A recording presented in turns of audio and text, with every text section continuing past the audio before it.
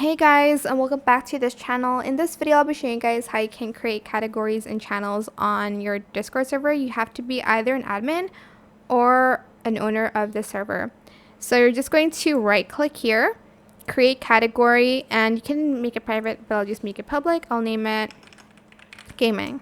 Create category, place it down here, create channels. I'm just going to select voice channels, and I'm just going to type in some channels. I'll just drag it and place it down here.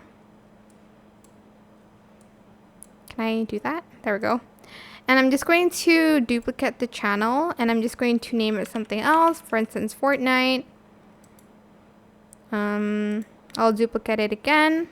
I'll put in like, what's trending right now? R6, I don't know. But yeah, that is it. I hope this tutorial is helpful for you guys. Don't forget to like, comment, share, also subscribe to this channel if you haven't done that already. If you have any more questions, leave it in the comment section down below. I'll try my best to answer them all for you guys. And if you found this video helpful, please click the thanks button as well. That is it. Thank you so much for watching. Bye.